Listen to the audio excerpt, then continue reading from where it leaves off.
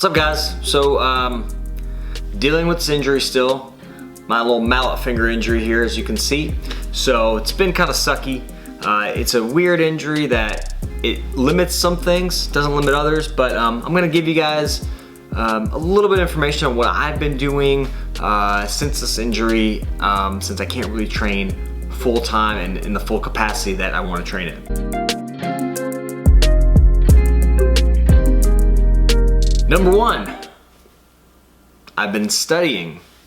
So, been researching, keeping my brain on Jiu-Jitsu. I've been, studying positions, looking at Danaher stuff, looking at leg locks, just trying to almost like game plan my return. So when I come back to training, what am I going to try to implement? How am I going to try to kind of get myself back on the horse and get myself training again and having something to work for and work towards. Like I don't really want to come back and just kind of nonchalantly just do random stuff. Chewy talks about this a lot, that it's kind of important to have a game plan or have a direction. So I feel like I'm gonna be a little bit slower, like I'm gonna not be as crisp in my techniques. So reviewing those in my head and having a game plan when I come back is gonna be something I think is gonna be beneficial. So that's one thing I'm doing.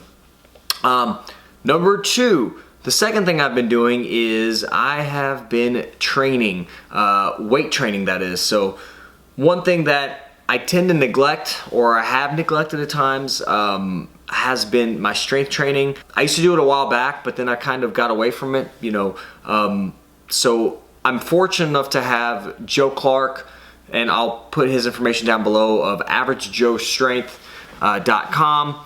And he is our strength and conditioning coach at Derby City MMA and Derby City Barbell. So he's the guy that kind of put me on a program. I've been working with him, so I'll leave his information down below. But he has been really integral, important to me as far as keeping my body moving. Because when you don't do jiu-jitsu or do it in the capacity that you want to do it in, it's you have all this extra energy. Sometimes frustration, sometimes irritation, you're more irritable. So I've been really focusing on my strength training, hoping that, when I do return to full training, that it's gonna help me bridge the gap a little bit. And it's been really useful and beneficial in, keeping me physically active. So I have had to make some modifications. Again, having a great strength conditioning coach like Joe is important, because we've made some adjustments to my program. Certain grips I can't do, certain things I can't do, I've had to modify. I'm using a lifting strap because it's hard to grip with this hand.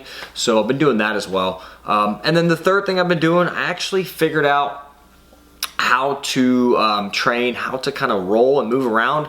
I've got this kind of weird glove thing that I've figured out how to do with some taping. When I'm rolling, I'm actually rolling with one hand. So one hand's actually in my gi. I'm holding my belt, and the other one I'm just working on some different things with that, guard retention and just positioning and trying not to get crushed. So that's been something pretty cool that I've had to work on. It's humbling for sure. You realize how much you depend on both arms for techniques, and you have to kind of rack your brain about things that you can do one-handed. So but right now I've kept my brain on jiu-jitsu. I've my mind has been on techniques, my body has been strength training, and I've also tried to get in on the mats in some capacity to keep myself moving, keep myself training, at least keep my brain kind of in that jiu-jitsu flow. So that's it, guys. Those are basic things I've been doing. If you have any questions, send me a comment down below. Obviously, every injury is different, and you have to treat it according to that type of injury and what you're able to do safely. So that's it, guys. See you next time.